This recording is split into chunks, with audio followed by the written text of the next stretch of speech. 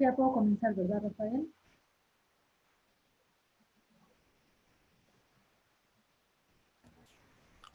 Vamos a ir por Facebook Live del Colegio de San Ildefonso. ¿Ya comenzó? Pero aquí estamos bien. Y nada más si puedes encender tu cámara de nuevo, por favor, Germán. Ah, espérame, no la veo, espérame. Pues ahí está, ¿no? ¿O no? Ya está. Ahí está. ¿O no? ¿No la ven? Sí, ya. No.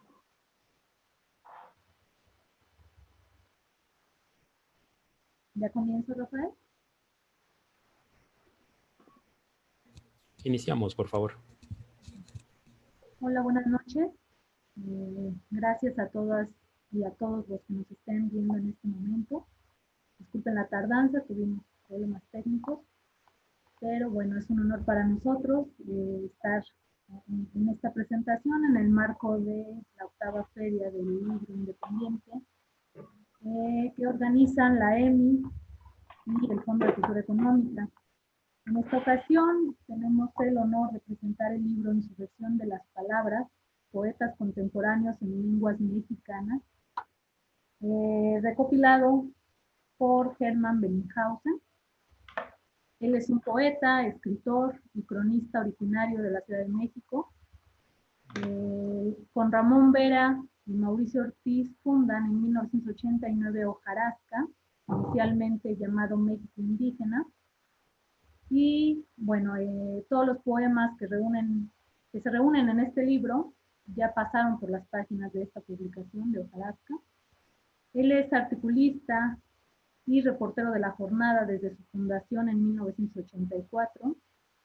En un periodo de 1994 a 2014 vivió en Chiapas, enviado de dicho diario para cubrir la insurrección de los pueblos mayas y zoques de la selva y las montañas.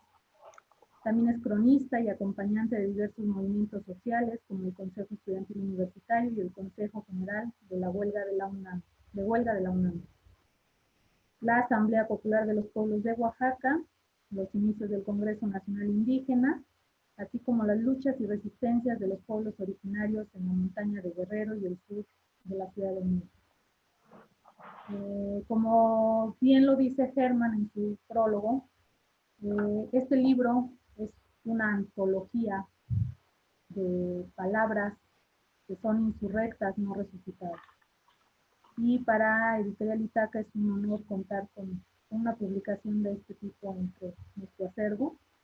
Esta publicación se llevó a cabo gracias al esfuerzo de varias instancias, como la propia jornada, el INALI, la Secretaría de Cultura y Editorial Itaca. Y bueno, sin más preámbulos, le doy la palabra a Hermann para que sea él mismo quien nos cuente de este rico libro y bueno, le haga justicia a estas lenguas originarias tan olvidadas e ignoradas. Bienvenido, Germán, gracias por estar con nosotros y te doy la palabra.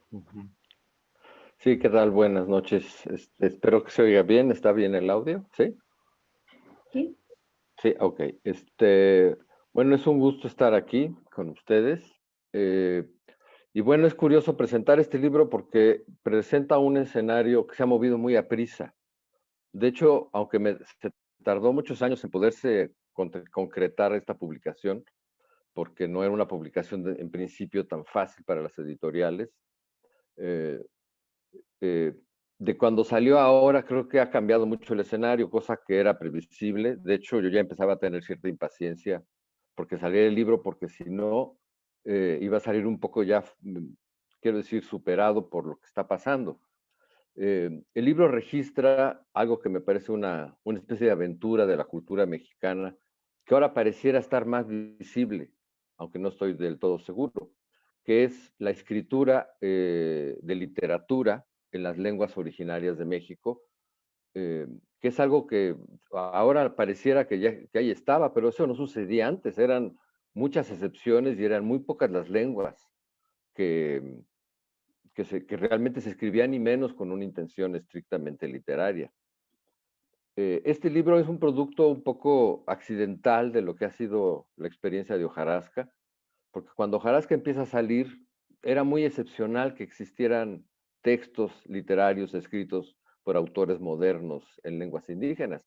Y además eran en muy escasas lenguas, las mismas lenguas que se han escrito desde que llegaron los conquistadores, que son las lenguas que eran dominantes, sobre todo el náhuatl, el maya y el zapoteco. Eh, y entonces cuando salió Hojarasca, en realidad no estaba en nuestro horizonte realmente que queríamos conseguir que hablaran los pueblos y que fueran sus voces, pero estamos hablando de un tiempo, aunque parece cercano, 1988, 1989. Después de eso, o durante ese tiempo, se estaba gestando una verdadera revolución o una insurrección en muchos sentidos, no solo en el literario, ni siquiera inicialmente en el literario. Pero creo que este libro registra mejor porque cubre muchos años eh, el surgimiento de una expresión literaria en muchas lenguas.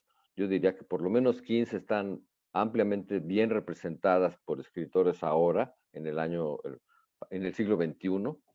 Pero esto viene de un despertar de los pueblos indígenas que se fue gestando tal vez a partir de los años 70, cuando una fecha que puede servir es el Congreso Nacional Indígena de 1974 en San Cristóbal de las Casas, donde por primera vez los pueblos indígenas empiezan a hablar de sus propias formas de gobierno, de su autodeterminación, literalmente, además de, por supuesto, justicia y todas las demandas que después fueron viniendo.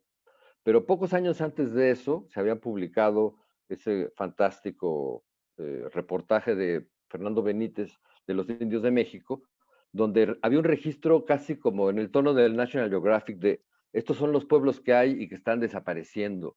Eras como los vanishing people que dicen en National Geographic, ¿no? O sea que hay que registrarlos antes de que desaparezcan, porque un poco el diagnóstico no explícito de Benítez era estos cada vez más se los va a tragar la modernidad y se van a acabar.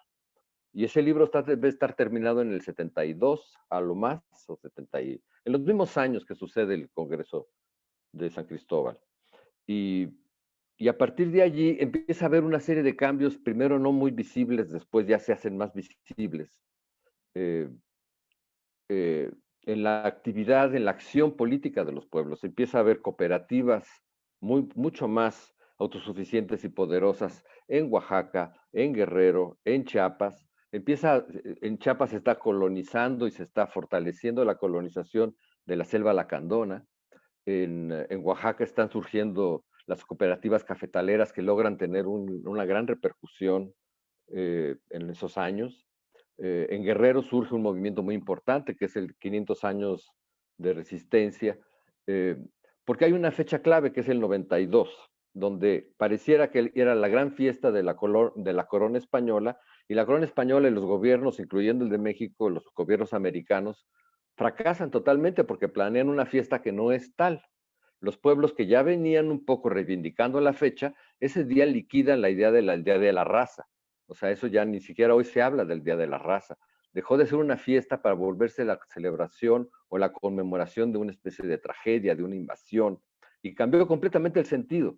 Pero eso es parte de lo que venía sucediendo. Y cuando 2 años después viene el levantamiento zapatista en Chiapas, es como la confirmación de que algo realmente estaba cambiando.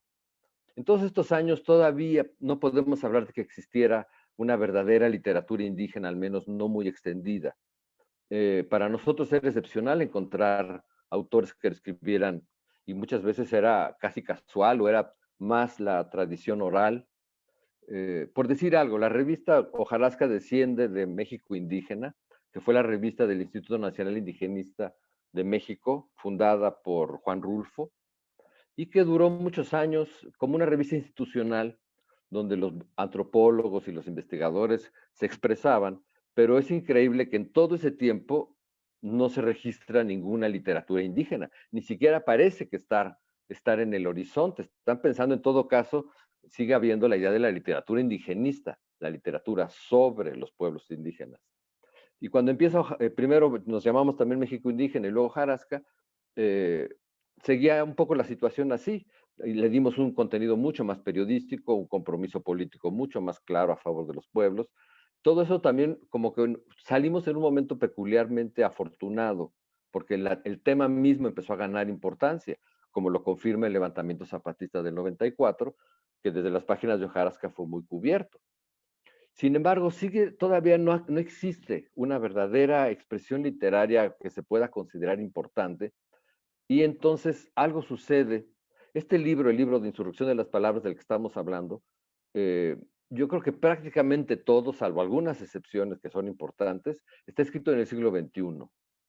Es decir, cuando en hojarasca empezamos realmente, casi sin darnos cuenta, a publicar de manera sistemática, sobre todo poetas, aunque también a veces narradores, en las lenguas originarias, generalmente publicando en textos bilingües, es a partir del año 1999 o 2000. Por ejemplo, poetas ahora tan establecidas como, por ejemplo, Irma Pineda, publicó por primera vez en las páginas de hojarasca en 1999. Yo ni siquiera lo tenía presente, ella me lo recordó un día. A lo que voy es que ahora pareciera que eso siempre existió, y no, eso es totalmente nuevo. Y eso es lo que hace apasionante este libro y también tan veloz. Este libro empieza a surgir de lo que aparece en las páginas de hojarasca constantemente, cada vez más. Había números que casi los dedicábamos, sin que fuera nuestra intención, a esta literatura, porque de pronto empiezan a aparecer poetas en las lenguas, en el totonaco, en todas las lenguas de Chiapas, sobre todo el tzotzil, donde hay una explosión de poetas, en el celtal sobre todo cuentistas, de pronto los zapotecos, sobre todo los del Istmo, que tenían una tradición incluso viva de trova y de poesía, de pronto se vuelve también una cosa grande, empiezan a escribir los mayas de Yucatán, los escritores náhuatl proliferan, además en los distintos variantes de la lengua náhuatl. Entonces aparecen los escritores de Guerrero, los escritores de Veracruz, los escritores del Valle de México, por así decirlo. Y entonces se empieza a generalizar, se empiezan a expresar lenguas como el rarámuri o el virárica, que no habían tenido hasta ese momento una expresión escrita. Los poetas otomís, que empiezan a llamarse ñañú, porque también hay una recuperación de identidades. Hasta hace unos años, los purépechas se llamaban tarascos, los rarámuris se llamaban tarahumaras, y había esta cosa que tenían unos nombres que no eran los suyos propios, y una de sus revoluciones fue recuperar su propio nombre. Otros pueblos, como el caso muy excepcional del pueblo chamula, lo que hizo fue apropiarse del insulto. O sea, chamula era un nombre más o menos peyorativo, insultante, y lo volvieron una cosa de identidad que ahora dentro del pueblo tzotzil o Batzilcop, los chamulas tienen un orgullo muy particular.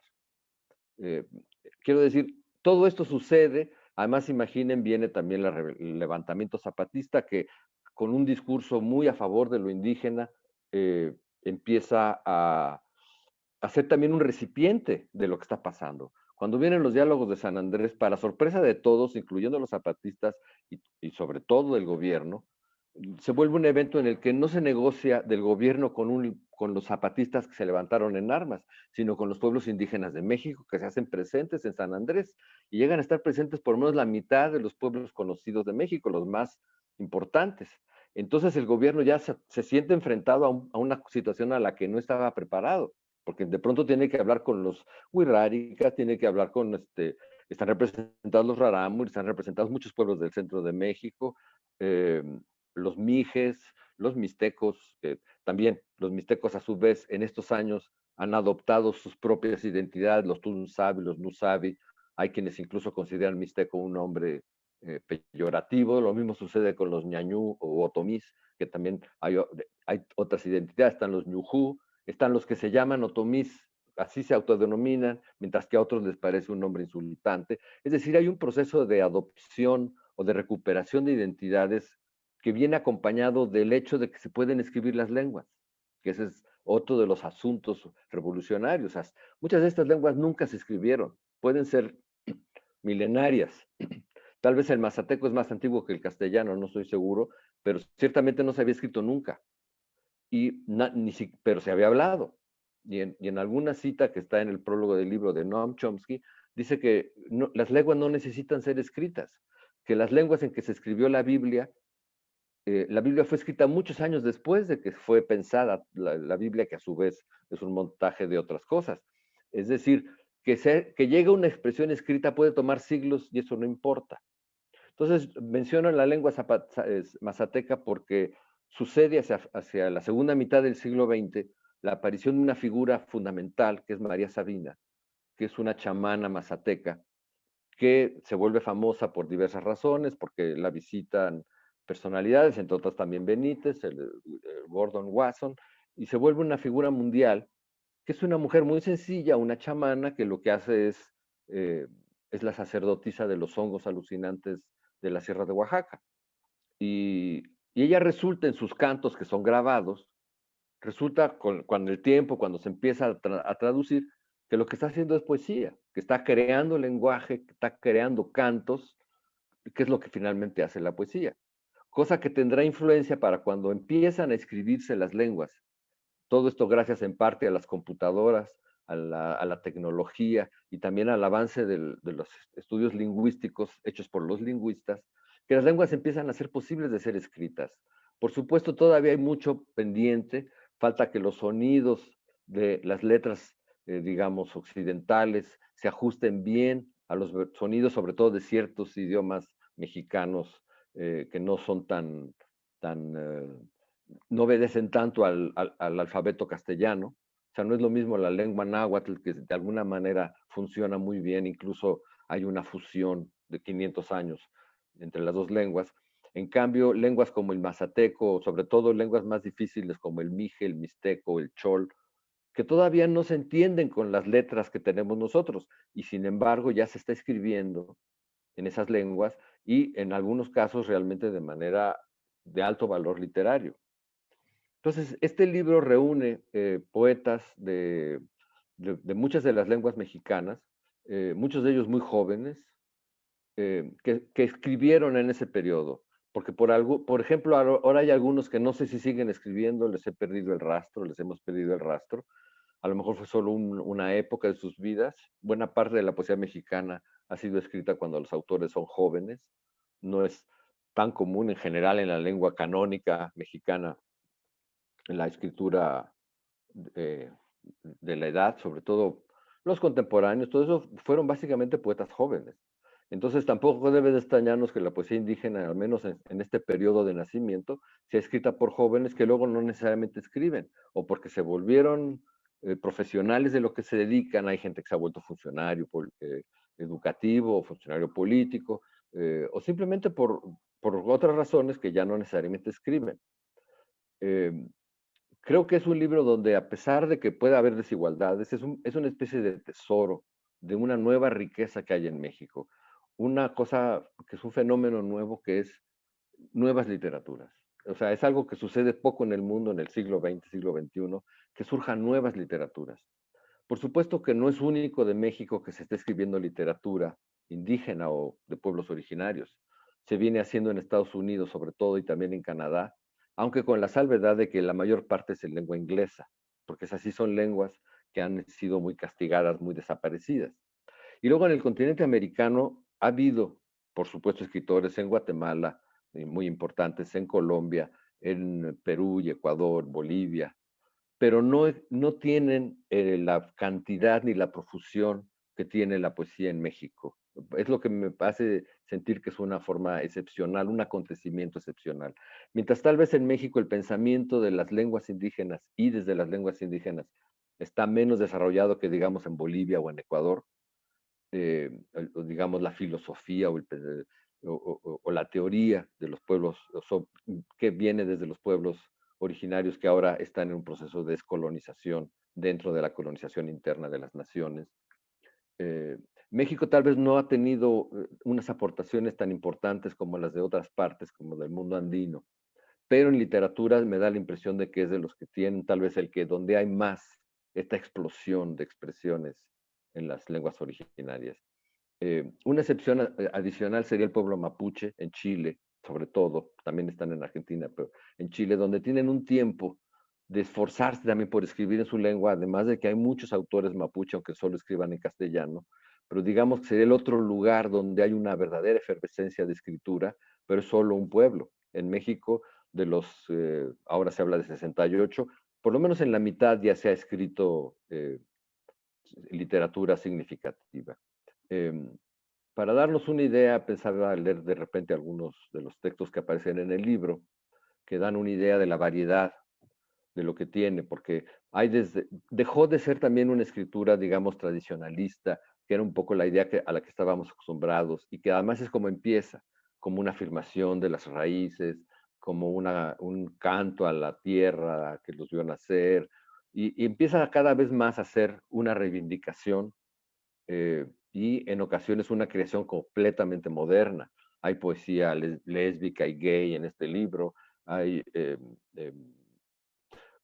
en fin, que el siglo XXI también está en muchos de estos poetas no son por supuesto primitivos, o sea, posiblemente estén viendo ahorita en esta red o en otras, o sea, están tanto o más que los occidentales, digamos, en la modernidad.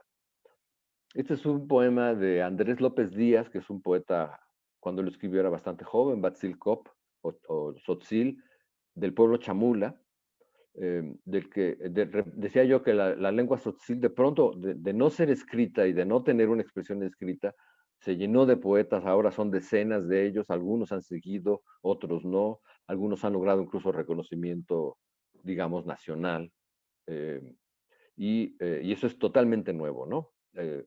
Voy a leer se llama Nos suspendieron.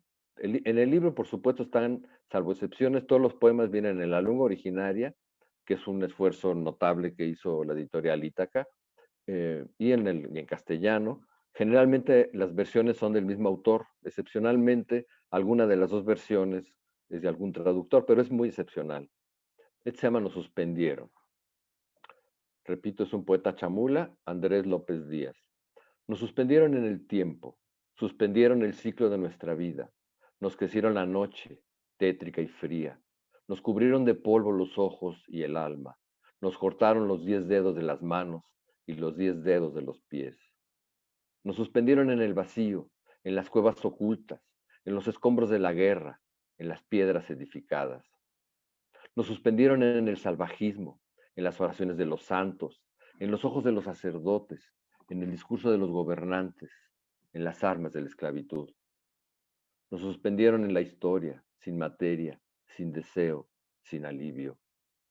Suspendidos estamos en las hojas del sueño, en el aroma de flores que muerden corazones, en la esencia de la oscuridad silenciosa. Nos suspendieron en el día olvidado del amor. Una tormenta de dioses extraños invadió nuestra viva visión del universo. Un veneno invadió nuestra sustancia. Nos suspendieron como polvo en el espacio. Diminutos y separados volamos en el vacío, como humo sin cuerpo, insignificantes, fríos y callados. ¿Unirán su estrella al jaguar con el fuego de nuestra sangre o seguirán muertos nuestros ojos en esta tierra? ¿O seguiremos suspendidos sin más tiempo que el pasado sin presencia? Este mismo poeta escribió otro poema que no leeré, que se llama Sí soy chamula, que también fue muy celebrado en su momento, que es una afirmación del ser chamula. Pero después hay otros autores que tienen un registro muy diferente. O sea, además, el libro no sé bien cuántos estados estén representados.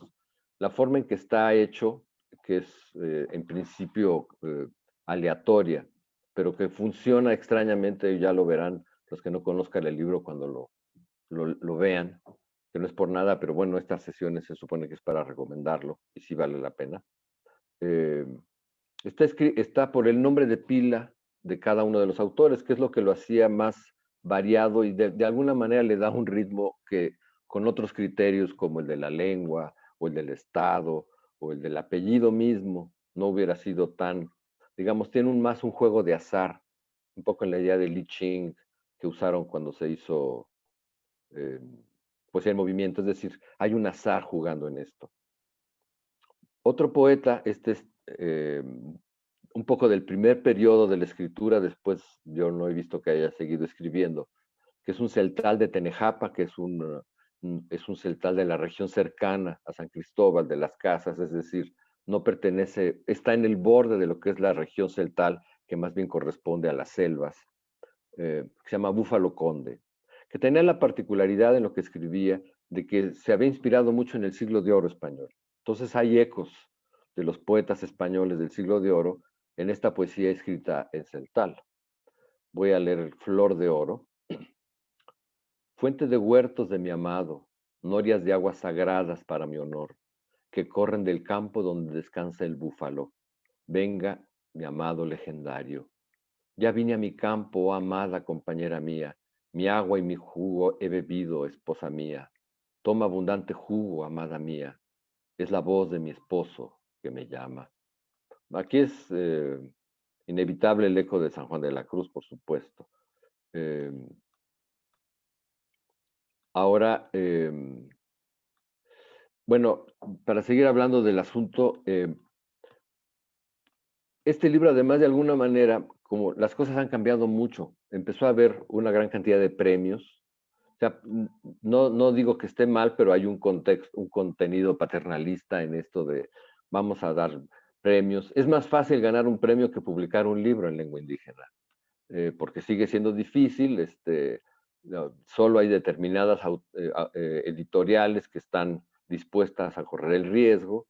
Eh, Algunas es como Pluralia, muchas veces son los gobiernos de los estados, que ha habido siempre un fondo especial para eso. Luego están, así como están los autores de Chiapas, que además están muy cerca de lo que pasó de la revolución, tal vez incluso es un tema a veces no explícito, pero que está presente. Está, por supuesto, la literatura didaxa o zapoteca del Istmo, donde está Esteban Ríos Cruz, desde el que leeré, que tiene algunos poemas de infancia realmente hermosos. Este se llama El Mecate. 2 palmadas y a brincar, juntos los pies, el cuerpo ágil y la respiración agitada. El mecate desdobla su imagen, es un ave inmóvil en el aire, hace parpadear con su roce al suelo que escupe polvo, mientras 2 corazones palpitantes cabalgan sobre el ritmo del mundo.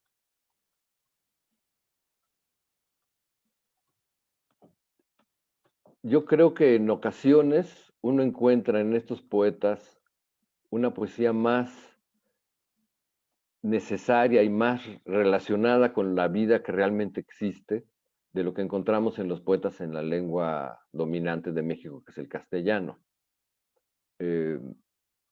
No solo por su forma de acercarse a los temas, digamos, nacionales, sino también su expresión del erotismo, su expresión de la rebelión, o su contacto simplemente con el mundo de la naturaleza.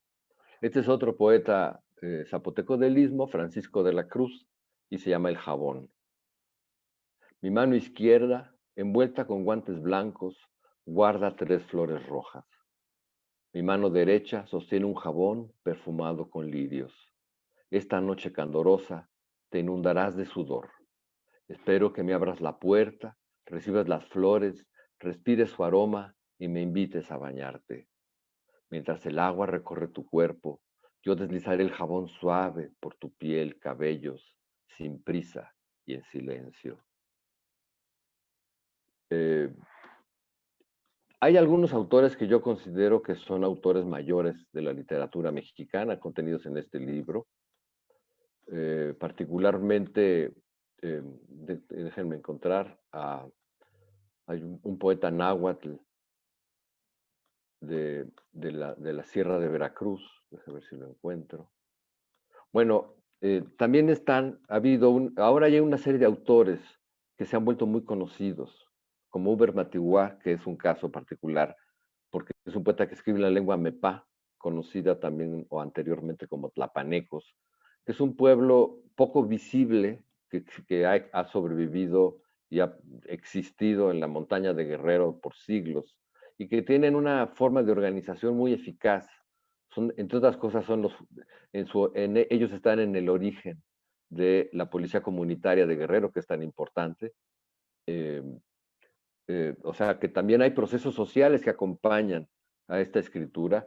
Y sin embargo, él es el único poeta, salvo algunos, hay un par de casos excepcionales, han escrito algunos textos, pero es el único poeta de la lengua mepá, que además ha sido muy sostenido su trabajo, que es un hombre joven, y ha tenido mucho reconocimiento. Entonces ahora ya uno es conocido, incluso ha sido traducido al inglés, posiblemente a otras lenguas, y es el caso de muchos otros. Es el caso de algunos ahora son incluso funcionarios públicos. Está Natalia Toledo, está Mardonio Carballo, está Juan Gregorio Regino, que son autores realmente importantes, Irma Pineda, que ya mencioné, que son autores importantes y que también ahora son figuras públicas importantes. O sea, y posiblemente en parte se deba a sus logros literarios, a su presencia literaria como poetas. Todos ellos son poetas. Bueno, en el caso de Mardonio también ha sido una figura mediática en lengua indígena. Él es un náhuatl que también ha sido muy iconoclasta, no le ha gustado encasillarse como el indio tradicional. Eh, y luego hay otros autores. Este libro inicialmente iba a tener un hombre que luego desapareció, que Se acuesta conmigo el siglo, se llama Juan Álvarez. Juan Álvarez es un celtal de Chiapas, pero ese sí de la selva. Y este poema se llama Delirio de sombras. Como el ciego encierra su cansancio en la rígida esencia de la luz, así el pueblo forja gritos y palabras donde construye pesadillas. Distingue voces ásperas, resiste con mandíbulas apretadas, absorbe quejidos inútiles. Falacia el consuelo cuando incinera la pobreza. Por el delirio de las sombras agita el tiempo. Miles de voces resguardan la cobardía ante la majestuosa presencia del tacto de la duda. Yo creo que ya muchos de ellos ya plantean temas realmente muy profundos. Estamos ante poetas importantes. Otro muy notable en este libro, que además el libro tiene un momento, cuando lo tengan en sus manos, las páginas centrales están firmadas, como el orden es alfabético, son los Juanes. Entonces están varios Juanes, como el que acabo de leer, Juan Álvarez o Juan Gregorio Regino, que es el que leeré ahora, y que este es uno de los primeros poemas que aparecieron en hojarasca en lengua bilingüe. Se llama La ciudad. Guía nuestros pasos el sol entre las hirientes piedras. Nuestro caminar es sereno. Llevamos fatiga en el hombro, prisa en los pies, sed en la boca. Bajamos de la abrupta montaña como duendes y furtivos, cruzamos las iracundas calles como perros. Somos los indios de la tierra prometida de los blancos. Avisora ya nuestra presencia el amo. Husmean los marchantes nuestros pasos. El iracundo guardia nos desprecia. El comerciante embustero nos despoja. Todos con argucias nos desnudan. Todos con injurias nos desprecian. Así apagan nuestro sudor, nuestra hambre, nuestros pasos, oh ciudad de gitanos. Él mismo, este poeta, después tuvo una evolución muy notable, muy rápido, se volvió un poeta muy inspirado, es de los mejores. Y otro Juan importante, creo que es otro de los grandes poetas en lenguas, es Juan Hernández Ramírez, es un profesor náhuatl de Chicontepec, de la zona de Chicontepec en Veracruz, que ha escrito muchos libros, aparte de que ha sido maestro, porque además todos no son escritores profesionales. Tal vez ahora empieza a suceder eso, pero muchos han sido maestros o han sido, alguno ha sido presidente municipal, alguno que aparece aquí incluso llegó a ser senador en algún momento por Tabasco. Y Juan Hernández ha sido traductor para el gobierno, tradujo la Constitución y algunas otras cosas al náhuatl, pero también ha sido un poeta muy consistente y en los últimos tiempos ha desarrollado una forma de poesía amorosa muy, muy notable. Este poema se llama, ¿cuál leeré? Se llama Jazmín Silvestre. Las sombras se acercan a la luz, la empujan hacia los altos montes y los pájaros huyen, se esconden en las alas negras de la noche. Yo también corro a esconderme en tu piel de jardín nocturno, bajo la jícara celeste que derrama estrellas. La luminosa noche ha presenciado las piedras y le ha dado voz a las hojas de bambú, que hacen con su canto una hamaca de suspiros. Me embriagas con tus olores de jazmín silvestre, y los pájaros huyen a esconderse de las flechas disparadas por el arco tenso de tus muslos. En fin, este es Juan Ramírez Hernández, que repito es otro de los grandes poetas en la lengua náhuatl. Y bueno, ya para seguir hablando y no leer tanto nada más, decía que este libro de alguna manera se empieza a hacer viejo porque empieza por un lado a consolidarse al menos ciertos autores o ciertas lenguas en las que se escribe, pero sigue habiendo muchos problemas sin resolver. Uno que han señalado, sobre todo dos de los autores que están también en el libro, pero que también se han dedicado a estudiar o a preguntarse sobre estas nuevas literaturas. Uno de ellos es el joven Martín Tonalmeyotl, que también tiene una antología muy, muy importante, con 30 poetas, ha aparecido un poco después que este libro, y que además de ser un poeta que está, también ha sido un editor, tiene un programa de radio, ha sido un promotor, digamos, de las lenguas, tuvo un tiempo una columna donde publicaba y comentaba autores en las lenguas originarias, y el otro es el profesor Javier Castellanos, es un escritor de la lengua zapoteca de la Sierra, que ha hecho el esfuerzo de escribir varias novelas en lengua originaria en zapoteco e incluso un par de libros de ensayos, donde se pregunta como Martín Tonalmeyo, ok, estamos haciendo esta literatura, qué bien, qué bonito, pero ¿y quién la va a leer? ¿Cómo la van a leer los niños de nuestros pueblos? ¿Cómo van a aprender a leer si nos enseñan estas lenguas? O sea, siempre ha sido una especie de tabú. Una cosa es eh, respetar las culturas o las tradiciones de los pueblos y otra cosa es enseñarles a escribir y leer en su lengua. Muy pocos no lo considera realmente la Secretaría de Educación Pública. Tal vez ahora empieza a haber una presión en ese sentido. Pero en realidad la educación indígena ha consistido en buena medida en aculturizar, en castellanizar a los indígenas. O sea que tampoco es una educación para los indígenas, no es una educación indígena. Entonces hay un problema adicional que es crear los lectores para esta poesía. Tal vez en algunos casos eso lleve a desanimar a los autores de las lenguas, eh, porque no tienen quien los lea. Ahora sí que como el coronel de García Márquez.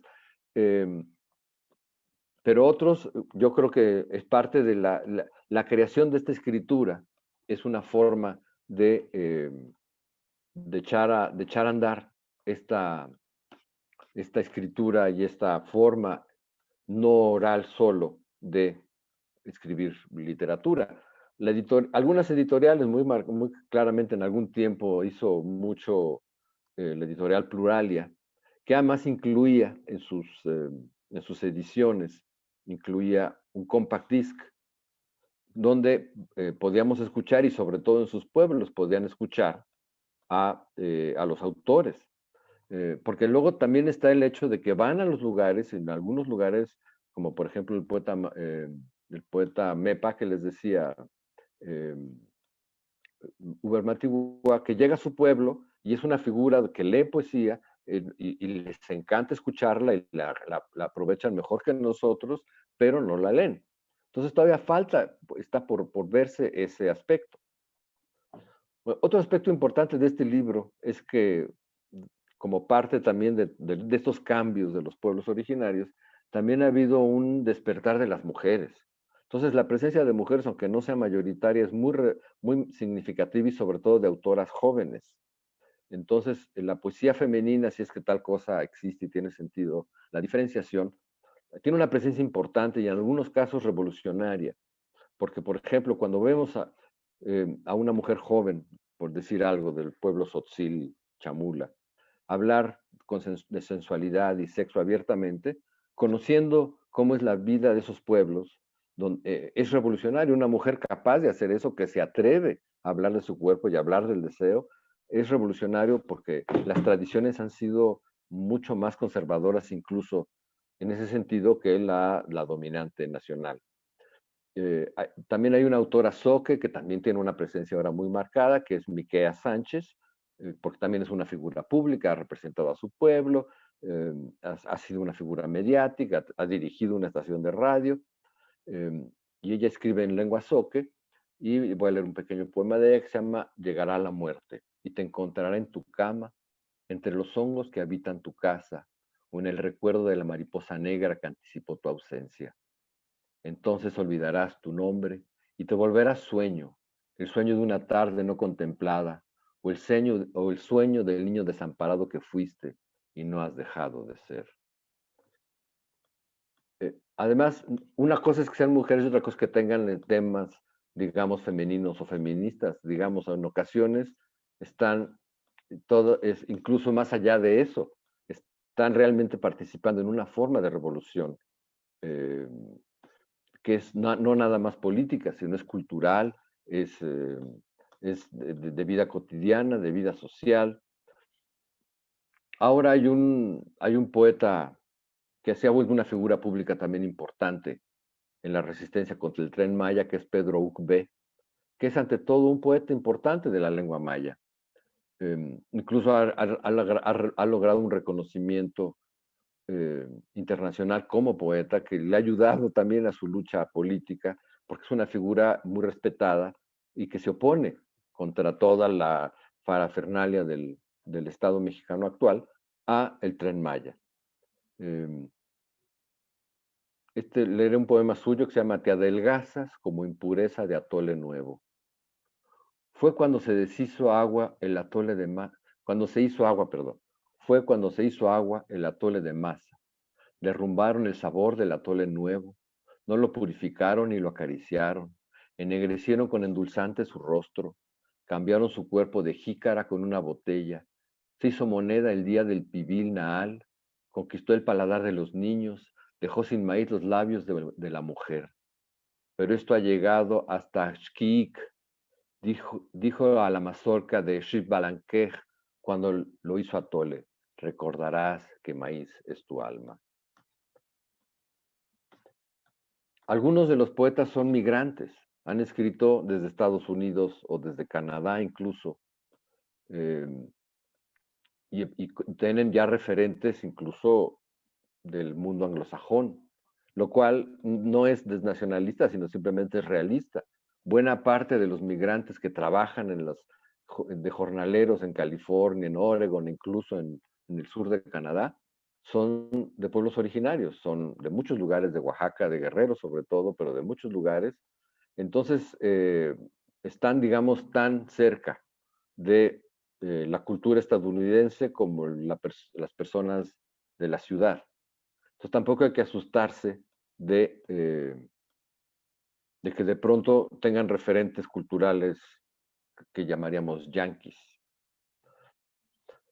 Un poeta que fue muy importante, sobre todo es un gran precursor de la poesía y de la promoción de la poesía en lengua zapoteca, principalmente, que fue Víctor de la Cruz. Incluso fue miembro de la Academia Mexicana de la Lengua, ya falleció. Él, además de ser un poeta importante, produjo algunas publicaciones importantes, trabajó junto con Francisco Toledo en tiempos de la Casa de Cultura, los tiempos de revolucionarios o transformadores de Juchitán, y publicaban una revista muy hermosa que se llamaba La Iguana Rajada, donde traducían al zapoteco literatura universal, que ese es uno de los orígenes también de la literatura indígena, que es las traducciones. También la lengua castellana empezó siendo traducción de otras lenguas, del italiano y del latín y todo eso. Uno de los grandes poemas de la lengua castellana está escrito a partir de la Biblia, que es el canto espiritual de San Juan de la Cruz. Es decir, no tiene nada de excepcional que haya traducciones. Entonces hubo traducciones a esta lengua zapoteca del Istmo de Pablo Neruda, de la generación del 27, hasta de Baudelaire y de autores franceses. Y eso también permitió o fomentó la escritura. De hecho, este libro contenía al principio una selección de traducciones, que después fue eliminado, pero venía García Lorca en Totonaco, por ejemplo, o venía Vicente Alexandre en zapoteco, alguno vendría en náhuatl, todo eso se retiró. Bueno, voy a leer un poema de Víctor de la Cruz que se llama Cuando con tus ojos busques. El día que con tus ojos busques ya no me encontrarás, y dentro de mi corazón no habrá nadie que te diga por qué camino me fui y en dónde te olvidé. El día que abras los ojos ya no estaré, me habré ido por otra senda y ya de ti habré olvidado. Volverás la vista hacia el norte y el sur, por donde nace y se oculta el sol, en donde se hacen cuatro los brazos del camino. Mirarás como loca buscando mis huellas. ¿Quién sabrá qué lluvias y vientos habrán pasado ya barriéndolas?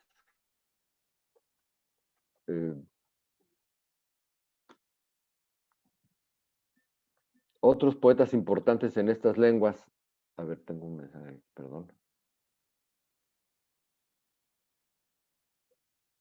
Están preguntando cuánto tiempo nos queda. Es que ya son más de las 9, entonces no sé si ya eso se va a acabar. No oigo a nadie que me oriente.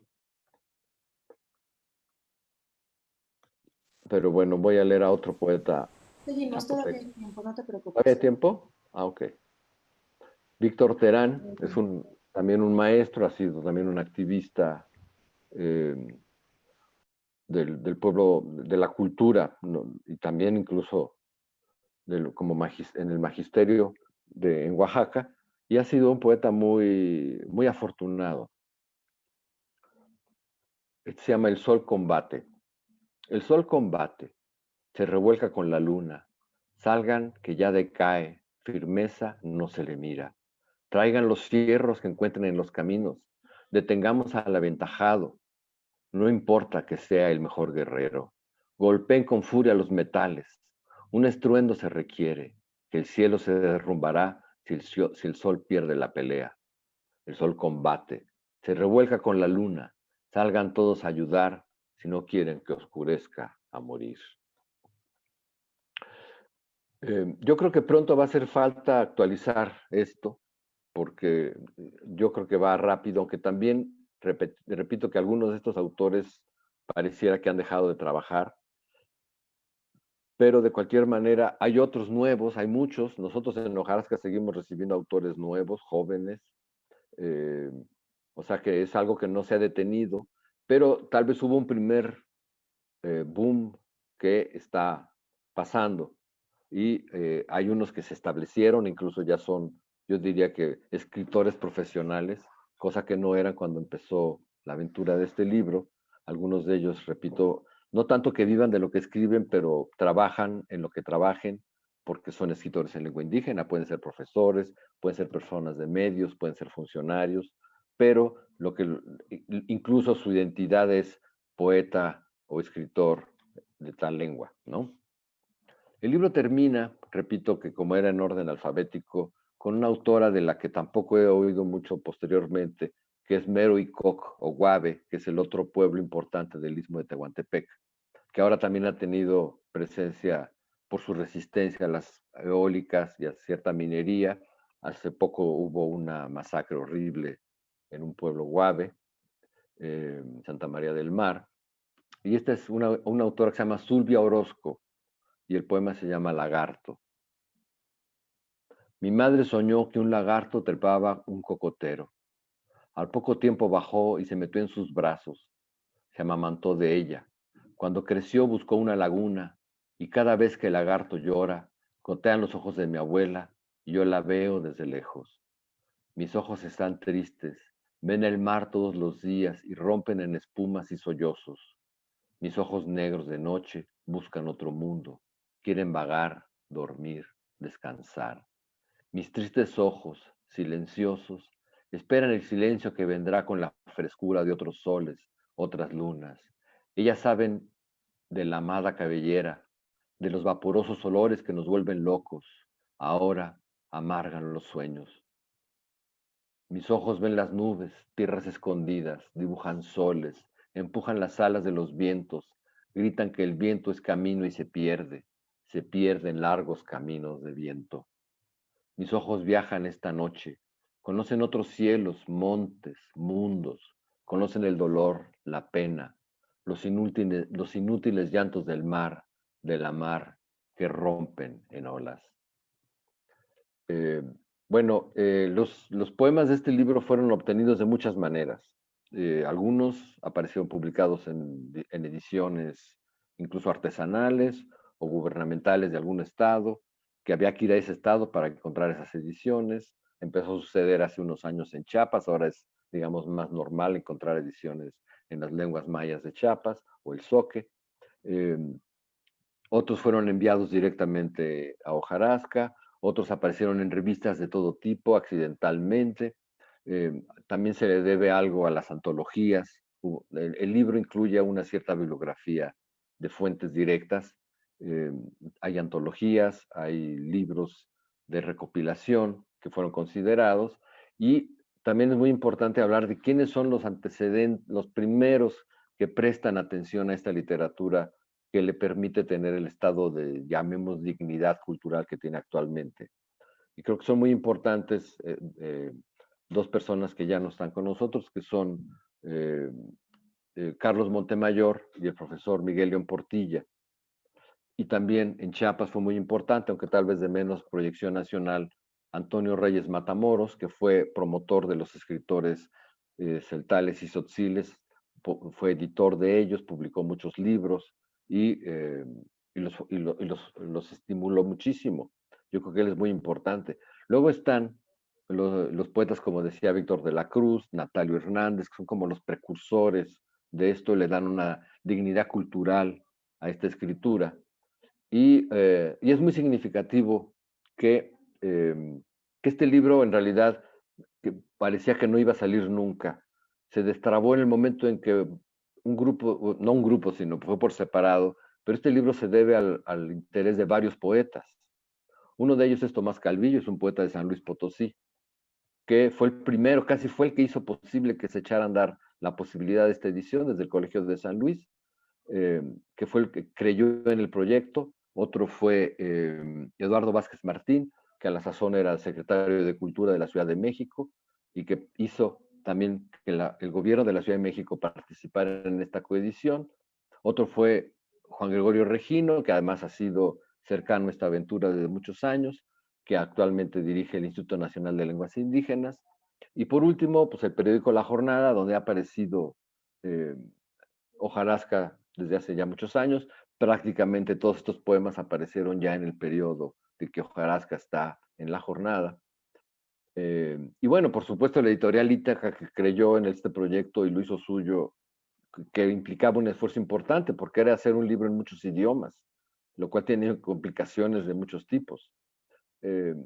Y yo creo que es un libro que tiene, aunque repito, esto sigue moviéndose por fortuna y pronto será un primer tomo de algo que sigue vivo y que se sigue moviendo.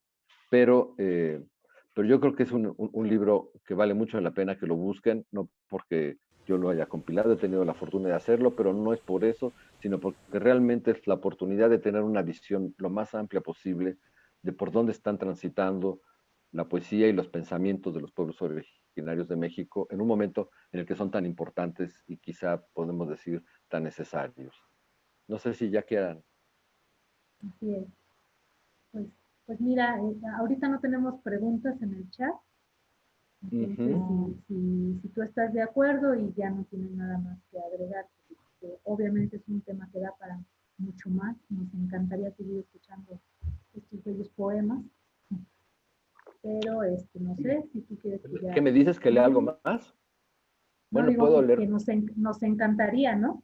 Que sigamos leyendo poesía. Parece ser que sí, tenemos unos minutitos más por haber empezado tarde, entonces si quieres uno más.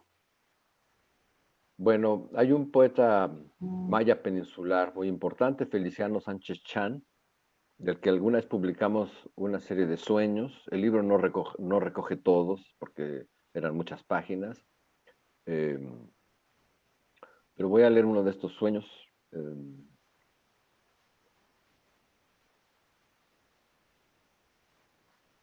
Son 7 sueños, este es el séptimo, las otras muertes. Ya son tantas madres, madre, ya son tantas. De mis ramas cuelgan, a punto de derribarme, bajo mi sombra están como inmundicias. Tú nunca me dijiste que los sueños que cultivaste sobre tanta piedra caliza serían hoy las penas que sobre mí lloran. Soy la ceiba madre. Las otras manos sembraron en mis entrañas una mujer de noche, una mujer mala que se lleva a los trasnochados. Aún así conozco a tus hijos y estos que maman leche abundante en los pechos de tus hijas. No son mis muertes, no me las conduce ni Ahpuch ni Xtab. Otras muertes que no conozco cantaron en sus oídos. No son mis muertes, madre, no son mis muertes. Ese es Feliciano Sánchez Chan, un poeta. Y bueno, si todavía quieren otro, Florentino Solano es Tunsavi de Guerrero. Este es un poeta joven, ha sido muy activo culturalmente, ha sido jornalero en el norte, ha vivido en Baja California, me parece. Se llama Florentino Solano y el poema se llama De noche mueren las cosas. De noche murió el abuelo y se llevó todas las cosas. El cuento del conejo, la predicción de la lluvia, el asunto de aconsejar, su ninguna forma de amar y su búsqueda constante de un Dios. Risueño hasta la tumba, se llevó hasta la mueca de payaso hombre lobo que con que torturaba sus silencios y los nuestros. En su entierro lloramos. La banda esbozó un viento poblado de tristeza. Yo lloré porque no entendía dónde se había ido, los demás porque se habían quedado. Yo busqué por toda la casa hasta que pasados los años comprendí lo del cuento del conejo. No sé si más o Ok. ya. No, creo que ya se nos terminó el tiempo. Ah, Ya, está bueno, qué bueno.